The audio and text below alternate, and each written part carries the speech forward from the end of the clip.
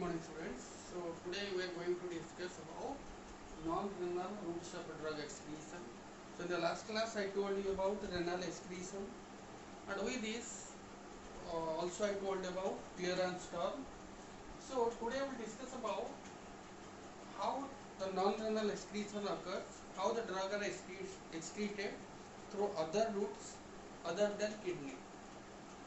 So with this, simply we can tell this non-renal excretion as your extrarenal excretion also we are calling it.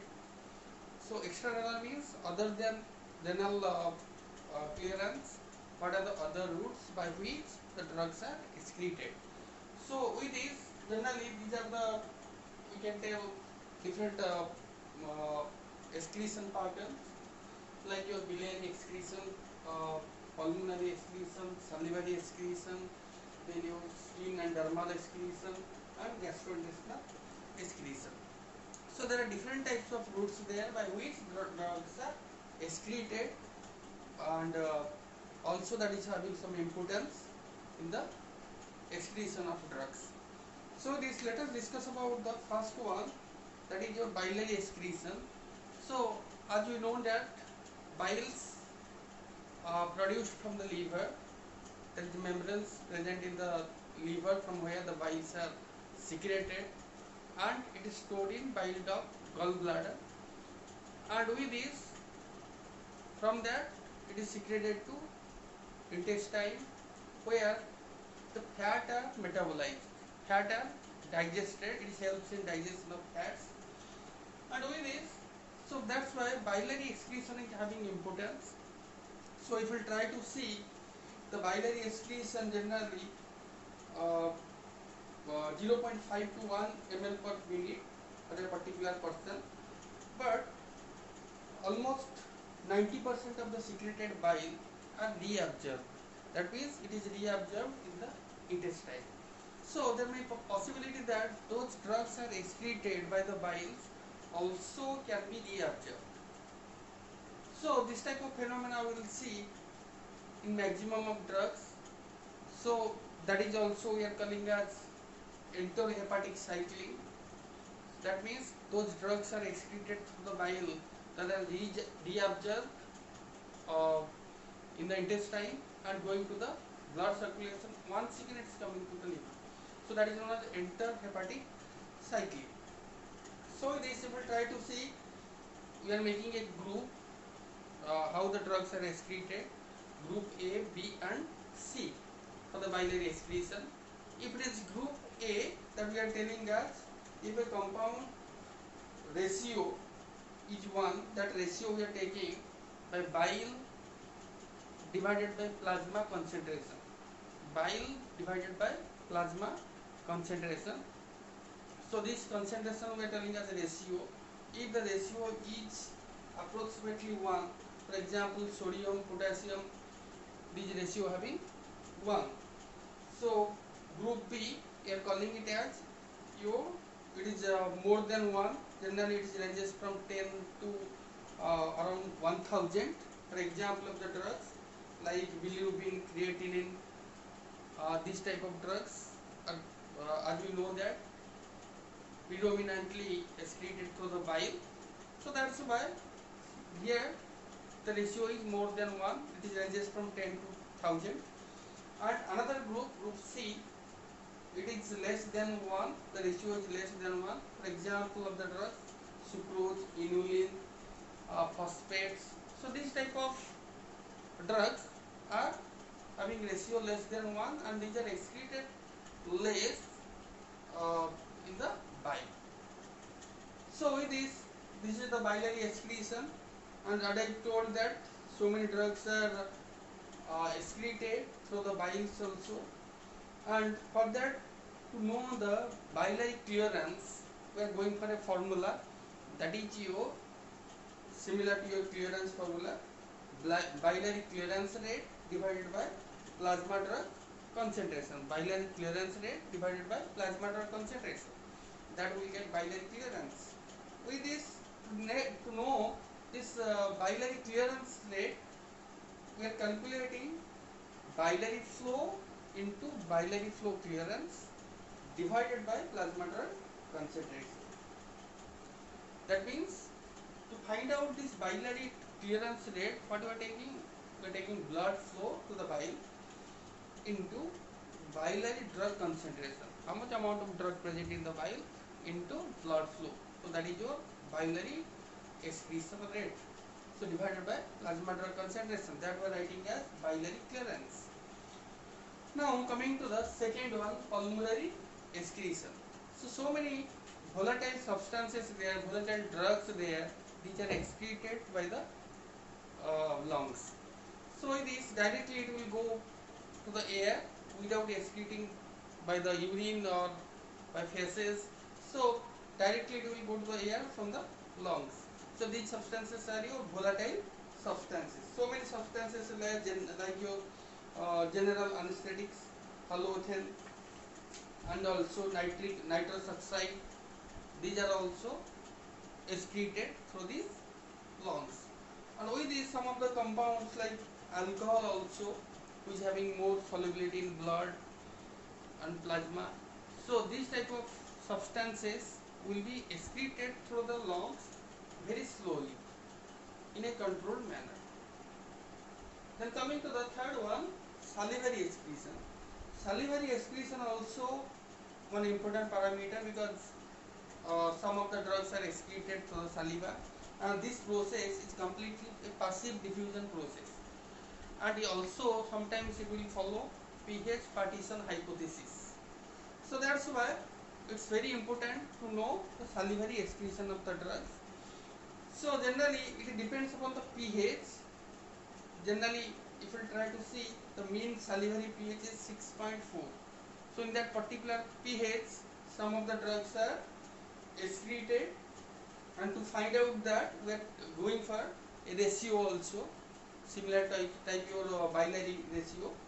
The ratio is your saliva by plasma drug concentration, salivary concentration divided by plasma drug concentration. That ratio we are taking, and generally very less concentration of drug is excreted through this saliva, that is around 0.1%, and sometimes what will happen, we will see so many drugs like caffeine, theophylline, phenytoin, these are excreted through this saliva.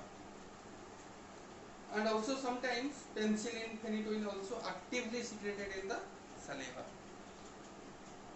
Then coming to the third one, mammary excretion. Mammary excretion means drugs are excreting through the milk. So many drugs there, they are excreted in the milk, and if you try to see, milk is generally it is excreted from the body fluids, and it contains your protein, fats. So what will happen when the drug is binded with proteins? It will be also excreted through this milk. And also this type of phenomena we will see, which is dangerous to the infants, and the concentration of drug is 1% only. The amount of drug excreted for the milk is 1%. So generally it is not harming the infants, but some of the potent drugs there, these are harming the infants. So it is some of the potent drugs like barbiturates, morphines, ergotamine, these are giving toxicity to the infants as it is excreted, as in less concentration also it is giving therapeutic effect. It is very potent drug, so less concentration also harmful to the infants. So some of the examples like chloramphenicol. If you are taking lactating woman is taking chloramphenicol, what will happen? There may be possibility of bone marrow suppression. And if a diazepam also will induce sedation to the infants. So like that, so many examples are there in the mammary excretion. Then coming to the 51, skin or dermal excretion. So many drugs there, they are excreted in the skin also, and this type of phenomena also depends upon pH partition hypothesis. So with this, in this passive excretion, some of the drugs like benzoic acid alcohol, salicylic acid, antipyrine. These are excreted through the kidney. These are excreted through the skin, and also we are calling as dermal excretion, and also it is excreted in the sweat. Particularly, it is excreted in the sweat. Then coming to the sixth one, gastrointestinal excretion. So gastrointestinal excretion generally we will see when we are taking a parenteral formulation. When we are taking a parenteral formulation, as directly we are injecting the systemic circulation, sometime reversibly it will come to the GI tract. For example, nicotine, it's coming to the stomach, it is secreted in the stomach. Quinine, it is also secreted to the stomach. So that's why if you are taking some of the drugs, not all drugs, some of the drugs we are taking parenterally, it is secreted in the GIT, and once again it will absorb from there. So that is your gastrointestinal excretions. Now coming to the another important point which is not even in your mentioned in your syllabus, that is your renal function. So generally renal function we are calculating by GFR. In the last class also I told you GFR, glomerular filtration rate. So this GFR is indication of the kidney function or renal function. So with this, generally for that we are taking different types of agents, we are taking different types of markers, and these type of agents are excreted from the kidney, and particularly in glomerular filtration. And this type of marker we are using should be pharmacologically inactive, and physiologically also it should be inactive. So this type of substances we have to choose for that, and for that two types of substances we are taking generally. One is inulin, another one creatinine. So generally the first thing, inulin, which is a generally exogenous substances. Exogenous substance means it is a fructose polysaccharide, and this type of inulin clearance we are finding to know the GFR, and it's very tedious process also, difficult process also to find out inulin clearance, because generally we have to take urine samples regularly in regular intervals, and sometimes we will not get the value correctly. So that's why generally we are taking creatinine, one substance which is endogenous substance, to find out this renal function. So this is a endogenous amine creatinine, and this is a result of muscle catabolism. This is the result of muscle catabolism, and which concentration is less in case of infants also. So to find out that, we are going for a formula, because in case of children it's different, in case of adult also it's different, in case of male female also creatinine formation is also different. So that's why the formula will be different. Here I have written the formula. For children 1 to 20 years, the formula is ClCr, means creatinine clearance, is equal to 0.48 H divided by SCr into W by 70 to the power 0.7. So here we can write ClCr means creatinine clearance, SCr means serum creatinine, H means height, W means weight. H means height, W means weight. So like that for adult it is different, for female it is different, for male also it is different. For male the formula is 140 minus H divided by 72 into serum creatinine into W. In case of female it is also different, it is 140 minus H into W divided by 85 into serum creatinine. So serum creatinine here slightly different. It is, we can write simply, it is 0.9 into male ClCr. So why it is different? Because the formation of creatinine is different in case of male and female. So that's why it is different.